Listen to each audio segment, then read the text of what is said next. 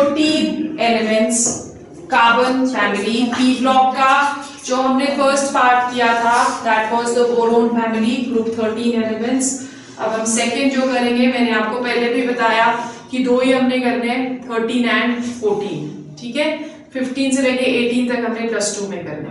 तो ग्रुप 14 में हमारे पास जो एलिमेंट्स हैं that is carbon, silicon, germanium, tin and lead. Carbon is the 17th most abundant element in the earth's crust. Silicon जो है second most abundant element after oxygen, second most abundant element after oxygen in the earth's crust, ठीक है। और फिर उसके बाद जो silicon है, क्यों सबसे ज्यादा अबंडेंट एलिमेंट है? बिकॉज ये एग्जिस्ट करता है in the form of silicates, right. हम इसको भी डिटेल में हमने पढ़ना है, लास्ट टॉपिक है इस चैप्टर का, सिलिकेट्स, जिसमें सिलिकॉन और ऑक्सीजन SiO4 यूनिट्स में प्रेजेंट रहते हैं, ठीक है।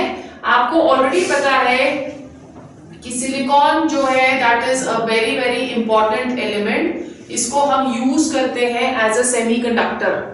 सेमीकंडक्टर का मतलब होता है कि जो कंडक्ट करता है electricity, but only on you can say heating. जब हम हीट करते हैं सिलिकॉन को तो वो कंडक्शन मतलब कंडक्ट करेगा इलेक्ट्रिसिटी, या कंडक्टर की तरह बिहेव करता है। तो ये एक बहुत ही इंपॉर्टेंट एलिमेंट है, +2 में आप काफी डिटेल में इसको पढ़ोगे। इसके अलावा जब हम लोग जर्मेनियम पे चलते हैं तो this occurs very very rarely, it is a rare element, ठीक है, बहुत ही कम ये प्रेजेंट होता है। और उसके बाद आ गया टिन। टिन जो है वो एग्जिस्ट करता है in the form of ores. कौन कौन से ओर्स है टिन के? Cassiterite with the formula SnO2, cassiterite with the formula SnO2। फिर उसके बाद it is also present as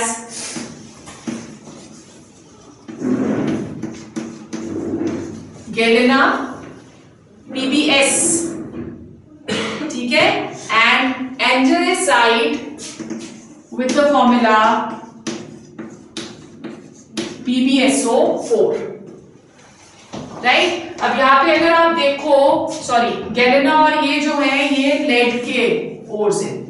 galena and एंजरेसाइट ये दोनों लेड के ओर्स हैं, राइट। लेड जो है that is also a metal जो कि प्रेजेंट होता है in group 14 elements, last member of the family, ठीक है। So we go on to the properties. जो फर्स्ट प्रॉपर्टी हम करेंगे दैट इज इलेक्ट्रॉनिक कॉन्फ़िगरेशन। सारी प्रॉपर्टीज ऑलमोस्ट सेम है, तो इसलिए फटाफट से हमारी कंप्लीट हो जाती है। The general electronic configuration of this family is NS2 NP4, NS2 NP2, right, not 4, 2, NS2 NP2, ठीक है। अब कार्बन की इलेक्ट्रॉनिक कॉन्फ़िगरेशन, हीलियम क्या आएगा? 2s2 2p2, ठीक है। फिर उसके बाद सिलिकॉन, नियॉन 3s2 3p2, ठीक है। फिर आ गया germanium, germanium is R1 3d10 4s2 4p2, ठीक है। फिर उसके बाद आता है टिन। टिन की क्या आएगी? क्रिप्टॉन 4d10 5s2 5p2, ठीक है। फिर उसके बाद लेड, लेड में अब Fp भरेगा, सो xenon 4l14 5d10 6s2 6p, ठीक है। तो ये electronic configuration. We go on to the first property which is atomic size, जब हम ग्रुप 13 और 14 के एटॉमिक साइजेस को कंपेयर करते हैं तो ग्रुप 13 का जो एटॉमिक साइज है that is greater than group 14। क्यों ऐसा हो रहा है? Because nuclear charge increases along a period. So हम ग्रुप 13 से ग्रुप 14 में जाएंगे तो न्यूक्लियर चार्ज जो है वो इंक्रीज हो जाएगा, और जब न्यूक्लियर चार्ज इंक्रीज होता है तो in that case what is going to happen? What will happen? The size that is going to decrease. ठीक है? पर जब हम डाउन द ग्रुप जाते हैं दैट इज कि कार्बन से हम सिलिकॉन जा रहे हैं, सिलिकॉन से हम जर्मेनियम जा रहे हैं, फिर टिन और फिर लेड। तो atomic size that will keep on increasing down the group due to introduction of a new principal shell. ठीक है? तो जब आप यहां देख रहे हो तो आप देखते हो यहाँ पे हम 2s भर रहे हैं, यहाँ पे 3s भर रहे हैं, यहाँ पे 4, 5, 6, तो रेडियस ऑटोमेटिकली बड़ा होता रहेगा। ठीक है? Second, ionization energy. क्या होती है ionization energy? Amount of energy required to remove an electron from the outermost shell of an isolated gaseous atom. जो आयोनाइजेशन एनर्जी है that is inversely proportional to atomic size.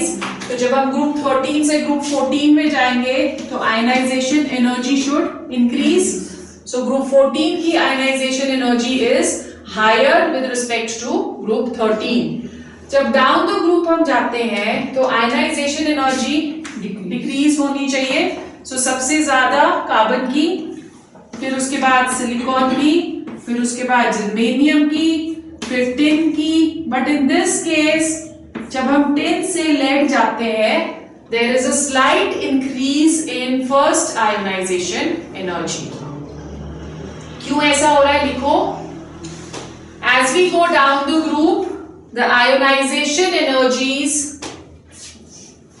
keep on decreasing due to increase in atomic size.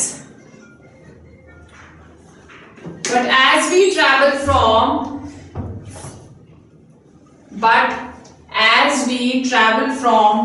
tin to lead,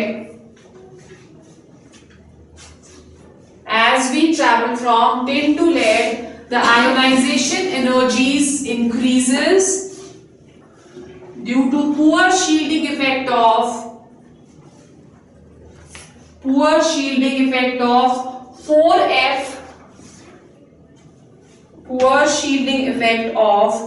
4f orbitals in lead। ठीक है? अब क्या हो रहा है इसमें कि जब हम टिन से लेड में जाते हैं तो इसका पुअर शील्डिंग इफेक्ट है। पुअर शील्डिंग इफेक्ट का मतलब न्यूक्लियस आउटर मोस्ट इलेक्ट्रॉन्स को जोर से पकड़ के रखेगा, इफेक्टिव न्यूक्लियर चार्ज इंक्रीज हो जाएगा, इसलिए आयोनाइजेशन एनर्जी भी लेड की इंक्रीज हो जाती है। ठीक है? थर्ड जो प्रॉपर्टी है that is melting and boiling points. Melting and boiling points लिखो, the atoms of this group अगर कोवलेंट बॉन्ड्स बनाते हैं तो फोर्सेस ऑफ अट्रैक्शन स्ट्रॉन्ग होने चाहिए। ठीक है? तो क्योंकि ये कोवलेंट बॉन्ड्स बना रहे हैं तो ग्रुप 14 के जो मेल्टिंग पॉइंट्स हैं they are greater than group 13। ठीक है? अब जैसे जैसे नीचे जाते रहेंगे वैसे वैसे due to greater size the forces of attraction that is between the elements is going to decrease, therefore melting points also decreases. So down the group the melting and boiling points decrease due to increase in size. तो सबसे ज्यादा melting point carbon का होना चाहिए, फिर उसके बाद silicon, tin and lead. ठीक है? क्लियर है? Okay, the next fourth property which we are going to discuss, that is the metallic character. हमने ऑलरेडी पढ़ा है कि जो मेटालिक कैरेक्टर होता है वो डिपेंड करता है आयोनाइजेशन एनर्जी के ऊपर।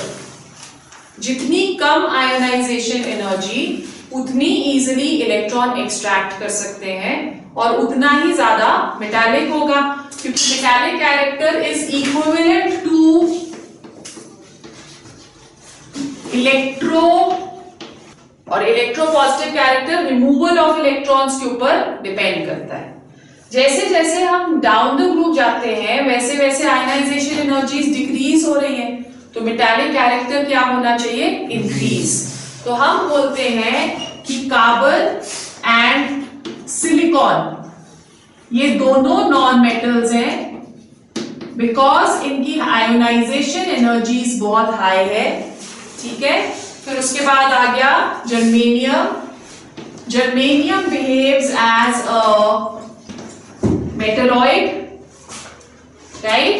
और जो दो लास्ट के एलिमेंट्स हैं tin and lead, they both behave as metals. ठीक है, सो आप देख रहे हो कि metallic character will keep on increasing as we keep going down the group, right. The next is oxidation states. Oxidation states. As we can see कि इसकी जो इलेक्ट्रॉनिक जनरल इलेक्ट्रॉनिक कॉन्फ़िगरेशन इस ग्रुप की है that is NS2Np2. ठीक है, सो ये दो ऑक्सीडेशन स्टेट्स शो कर सकता है, one is +4 and the other one is +2, right?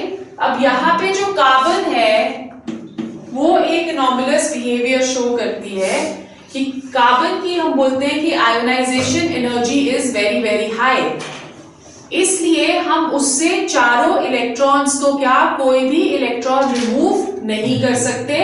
इसलिए carbon due to high ionization energy prefers sharing electrons. ठीक है, so carbon is an exception जो +4 ऑक्सीडेशन स्टेट शो नहीं कर सकता, इसलिए ये प्रेफर करता है कोवलेंट बॉन्ड्स बनाने। बाकी जो इसके एलिमेंट्स हैं वो सारे के सारे +4 ऑक्सीडेशन स्टेट शो करेंगे। सो अगर हम सिलिकॉन ले रहे हैं, जर्मेनियम ले रहे हैं, टिन ले रहे हैं और लेड ले रहे हैं, ठीक है, जब हम सिलिकॉन लेते हैं तो सिलिकॉन में +4 ऑक्सीडेशन स्टेट जो है वो ज्यादा प्रेफरेबल है। ठीक है, उसी तरह से यहां पे भी, उसी तरह से यहां पे भी, पर यहां पे +2 ऑक्सीडेशन स्टेट ज्यादा प्रेफर्ड रहती है। क्यों? Due to inert pair effect. So लिखो lead prefers showing +2 oxidation state because of inert pair effect, that is reluctance of s electrons to participate in bonding,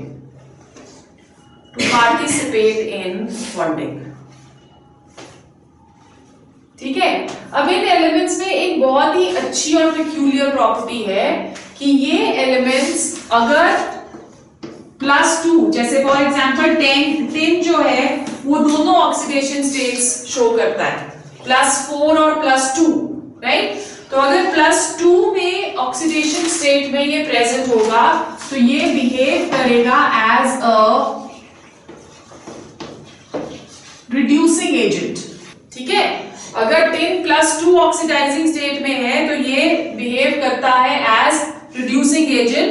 जैसे फॉर एग्जांपल हमारे पास है एक reaction 2FeCl3 plus SnCl2 to give us SnCl4 FeCl2। ठीक है, redox reaction के basis पे देखो यहाँ पे इसकी ऑक्सीडेशन स्टेट आ रही है +3, राइट। इसकी ऑक्सीडेशन स्टेट आ रही है +2, इसकी ऑक्सीडेशन स्टेट आ रही है +4 और इसकी ऑक्सीडेशन स्टेट आ रही है +2। सो आयरन जो है +3 से +2 ऑक्सीडेशन स्टेट में जा रहा है। Decrease in oxidation state means reduction is taking place. ठीक है, सो Sn क्या हो रहा है, खुद ऑक्सीडाइज हो रहा है और इसको रिड्यूस कर रहा है, इसलिए ये रिड्यूसिंग एजेंट की तरह बिहेव कर रहा है। पर अगर पिन +4 ऑक्सीडाइजिंग स्टेट में है, सॉरी +4 ऑक्सीडेशन स्टेट में है, तो it will behave as an oxidising agent. ठीक है, so let's take one example of this also. जैसे हमने ले लिया से लेड ले लेते हैं हम। ओके, हम रिएक्शन कर रहे हैं between PbO2 and 4HCl, right? और यहां पे हमारे को मिल रहा है PbCl2 plus Cl2 plus 2H2O। ठीक है, अब यहां पे ऑक्सीडेशन ऑफ लेड इज +4 और यहां पे क्लोरीन की आ गई -1, यहां पे लेड की आ जाती है +2 और यहां पे क्लोरीन की 0। ठीक है, अब लेड क्या कर रहा है, +4 से +2 में जा रहा है, रिडक्शन, और ये -1 से 0 में जा रहा है, तो ऑक्सीडेशन। सो यहाँ पे PbO2 in the +4 oxidation state is going to behave as an oxidizing agent। ठीक है, आ गया समझ? सो ये इसकी ऑक्सीडेशन वो है। Then next is chemical properties of carbon family। Chemical, you can write down, they are relatively unreactive, they are relatively unreactive, but the reactivity goes on increasing down the group, reactivity goes on increasing down the group due to decrease in ionization energy, due to decrease in ionization energies। So first जो हम करेंगे, that is reactivity towards oxygen, reactivity towards oxygen। Oxygen के साथ react करके ये दो तरह के ऑक्साइड्स बनाता है। One is monoxides of the type CO, monoxides of the type CO, और नीचे कौन सा आएगा उसके बाद SiO, GeO, ठीक है, SNO and PbO, right? And it also forms dioxides of the type CO2, SiO2, GeO2, SNO2 and PbO, right? So ये मोनोक्साइड्स और ये दोनों बनाता है। जब हम लोग एसिडिक कैरेक्टर इसकी करते हैं तो हमें पता है कि मेटालिक ऑक्साइड्स जो होते हैं वो क्या होते हैं, बेसिक या acidic? Metallic oxides are basic and non-metallic oxides are acidic। जब हम मोनोक्साइड में जाते हैं तो इसमें जो कार्बन मोनोक्साइड है, carbon monoxide is neutral in nature.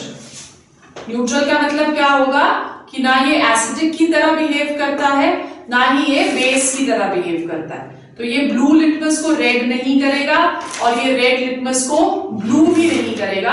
So therefore carbon monoxide that is going to be neutral. फिर GeO सिलिकॉन ऑक्साइड जो है वो बहुत स्टेबल नहीं है, राइट? सो नेक्स्ट जो हमारा आ गया GeO क्या होगा? Germanium is what? मेटलॉइड बोला ना हमने, तो एम्फोटेरिक होना चाहिए ये, but this is weakly acidic. ये तो है ही acidic, this is going to be acidic, this is going to be weakly acidic, और उसके बाद जब SNO और TBO जाते हैं तो ये दोनों क्योंकि स्लाइट मेटल्स हैं, सो ये दोनों they behave as amphoteric oxides. ठीक है, जब हम डाइऑक्साइड में जाएंगे तो डाइऑक्साइड क्या होगा, CO2 नॉन मेटल बोल रहे थे हम, है ना, सो ये दोनों जो है they are going to be acidic, ये आ गया एम्फोटेरिक, और ये दोनों वीकली बेसिक। जब हम लोग मोनोऑक्साइड्स देखते हैं तो हम बोलते हैं कि इन सब में carbon monoxide is the strongest reducing agent, because इसमें एफिनिटी रहती है टू अट्रैक्ट ऑक्सीजन। ठीक है ना, so carbon monoxide easily oxygen जो है उसको अट्रैक्ट करेगा और कार्बन डाइऑक्साइड बनाएगा। तो क्योंकि ये एडिशन कर रहा है ऑक्सीजन की, तो ये खुद ऑक्सीडाइज हो रहा है, इसलिए ये किसकी तरह बिहेव कर रहा है, it is behaving as a strong reducing agent. ठीक है, it is the strongest reducing agent amongst all this. फिर इसमें एक और जो इंपॉर्टेंट ऑक्साइड है that is carbon dioxide. Carbon dioxide का जब हम सॉलिड फॉर्म लेते हैं, ये 1 मार्क का क्वेश्चन आ जाता है, it is known as dry ice, right. Dry ice का मतलब क्या हुआ कि सॉलिड कार्बन डाइऑक्साइड सब्लाइमेबल है, वो सीधा सॉलिड फॉर्म से गैसियस फॉर्म में कन्वर्ट होता है, तो इसलिए ये एज अ रेफ्रिजरेंट यूज कर सकते हैं हम इसको। जैसे हमको कोई भी चीजें कोल्ड स्टोरेज में जो यूज करते हैं, तो कोल्ड स्टोरेज में अगर आइस यूज करेंगे तो जितनी भी वेजिटेबल्स और फ्रूट्स हमने प्रिजर्व करी है वो सारी खराब हो जाएंगी ना, तो उसमें हम लोग यूज करते हैं solid form of carbon dioxide, जिसे हम क्या बुलाते हैं, ड्राई आइस। और इसका जो कमर्शियल नेम है that is dry cold, DRIKOLD, dry cold. ठीक है, क्लियर हो गया, ओके। फिर उसके बाद नेक्स्ट, जैसे हमने ऊपर बोला कि CO is a strong reducing agent, उसी तरह से हम बोलते हैं कि lead dioxide is a strong oxidising agent, it behaves as a good oxidising agent. ठीक है, क्लियर हो गया। The second property is reactivity towards water.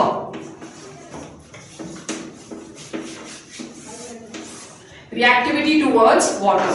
Water के साथ ये बहुत ज्यादा इफेक्ट्स नहीं होते। जैसे आपको पता है, आपने कोक वगैरह, पानी के साथ कोक, नॉट पीने वाला कोक, जो कार्बन है, जो कोल है, उसको जब आप पानी के साथ रखोगे तो there is not going to be any reaction, तो ज्यादा इफेक्ट नहीं होते। Same is the case with silicon and germanium, they are not affected by water much. सिर्फ टिन जो है वो स्टीम के साथ रिएक्ट करता है,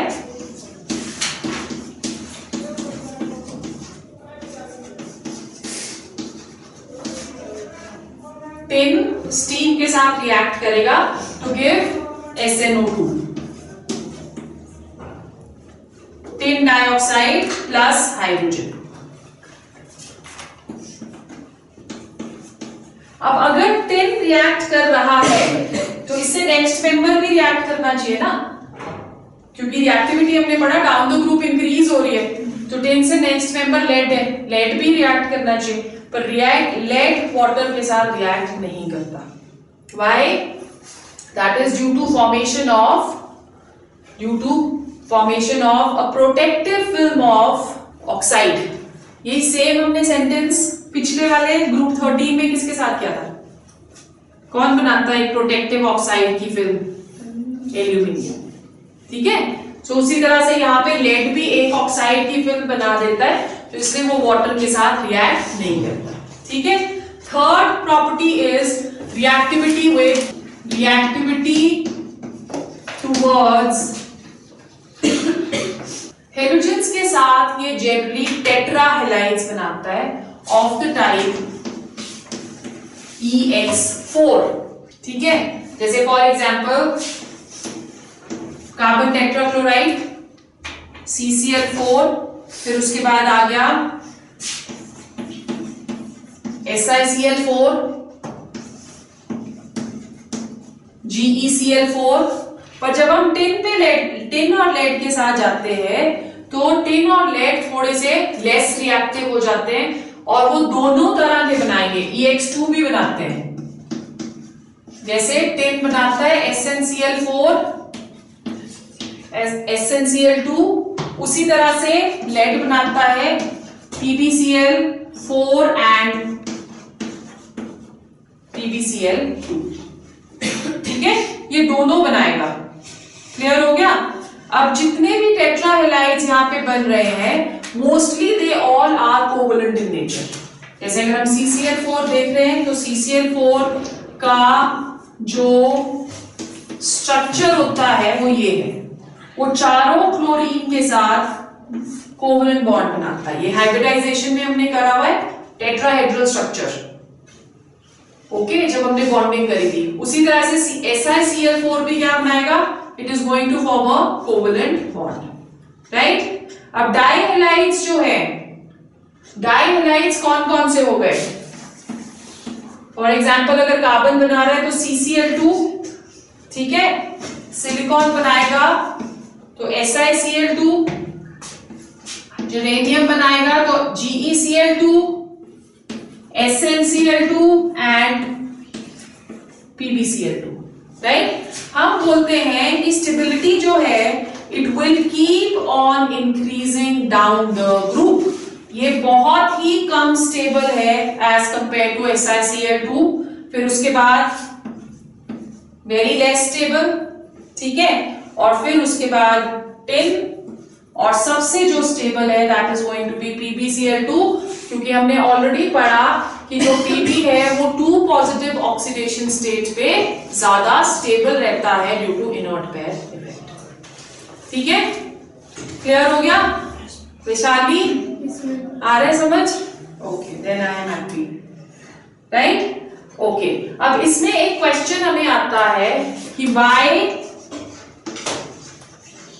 CCl4 can be, देखो question, why CCl4 cannot be hydrolyzed whereas SiCl4 can. Why CCl4 cannot be hydrolyzed while SiCl4 can? Answer लिखो इसका। This is because of absence of vacant d orbitals, absence of vacant d orbitals in carbon. As a result, carbon cannot increase the oxidation number beyond 4. Thus, it cannot accept electrons from water, ठीक है, accept electrons from water, right। पर अब silicon में क्या होता है, जैसे silicon का हम टेट्राहैलाइड शो करते हैं, सिलिकॉन के पास वैकेंट डी ऑर्बिटल्स प्रेजेंट होते हैं, राइट। तो सिलिकॉन का structure, let's say that the structure is SiCl, ये हो गया सिलिकॉन का स्ट्रक्चर। 4 तो इसके पास, जब इलेक्ट्रॉनिक कॉन्फ़िगरेशन हम सिलिकॉन की देखते हैं तो क्या था, सिलिकॉन की electronic configuration was, what was the electronic configuration of silicon, neon 3s2 3p2, ठीक है। अब इसके पास वैकेंट डी ऑर्बिटल्स हैं, तो वाटर के पास 2 लोन पेयर ऑफ इलेक्ट्रॉन्स होते हैं, this is the structure of water, right. अब जो यहाँ पे वैकेंट डी ऑर्बिटल्स हैं वो इन वाले इलेक्ट्रॉन्स को इजीली एक्सेप्ट कर लेंगे, ठीक। जब इन्होंने एक्सेप्ट कर लिया तो इसने अपना ऑक्टेट एक्सटेंड करके ये इसके साथ बॉन्डिंग कर लेता है, तो हमारे पास जो स्ट्रक्चर बनेगा वो क्या बनेगा, SiCl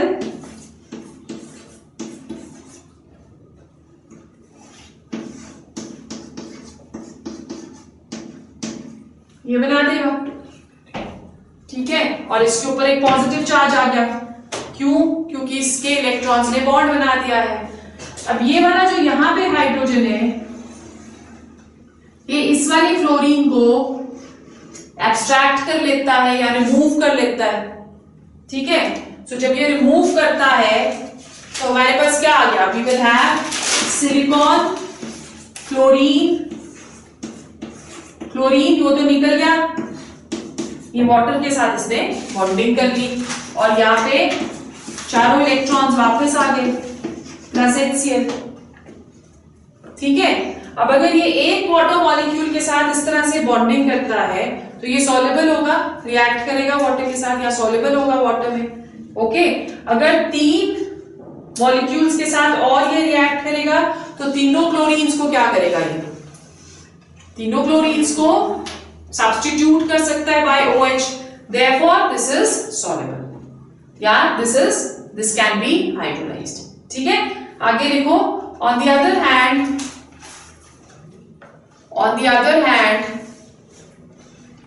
SiCl4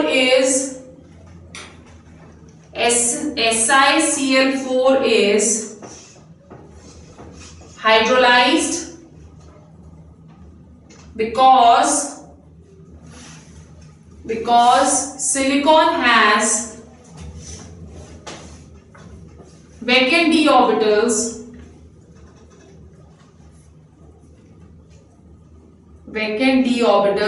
in the outermost shell. It can easily form bonds with water by extending its octet.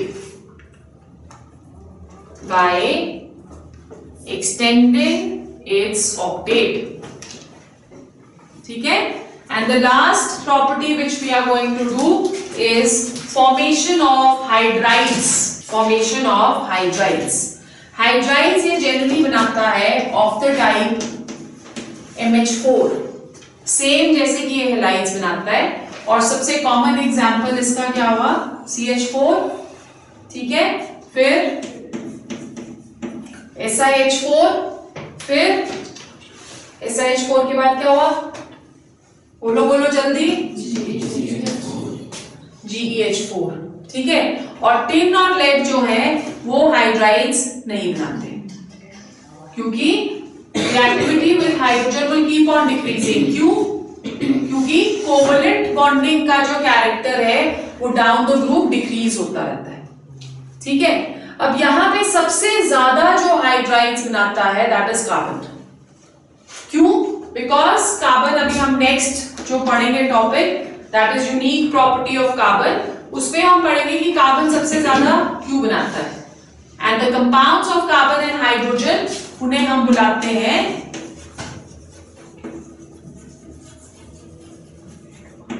Hydrocarbons, ठीक है।